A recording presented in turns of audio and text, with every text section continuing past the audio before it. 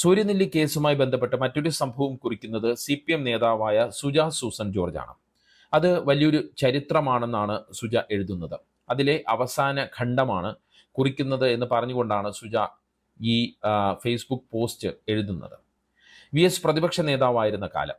ഒരു ദിവസം എനിക്ക് വന്ന ഒരു ഫോൺ കോൾ VSന്റെ ആയിരുന്നു. അദ്ദേഹത്തിന് എന്നെ നേരിട്ട് കണ്ട് സൂര്യനെല്ലി കേസിനെ കുറിച്ച് സംസാരിക്കണമെന്ന് പറഞ്ഞു. അങ്ങനെ കുട്ടനാട് പാർട്ടി ഓഫീസിൽ വെച്ച് അദ്ദേഹത്തെ കണ്ട് ദീർഘമായി സംസാരിച്ചു.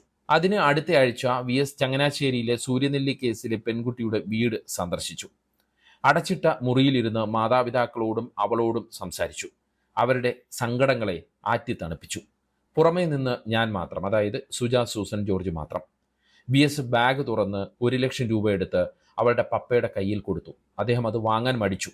വളരെ പതുക്കെ മന്ത്രിക്കും പോലെ VS പറഞ്ഞു, ഇത് അവളുടെ മുത്തച്ഛൻ തരുന്നതാണ്, വാങ്ങിക്കോളൂ. ഇതെൻ്റെ പെൻഷൻ കാശ് സൂക്ഷിച്ചു വെച്ചതാണ്. അതാണ് VS. അങ്ങനെയായിരുന്നു VS എന്നാണ് സുജ കുറിക്കുന്നത്. വിട ഈ നൂറ്റാണ്ടിൻ്റെ നായകൻ എന്ന് പറഞ്ഞുകൊണ്ടാണ് സുജ സൂസൻ ജോർജ് ഈ കുറിപ്പ് അവസാനിക്കുന്നത്.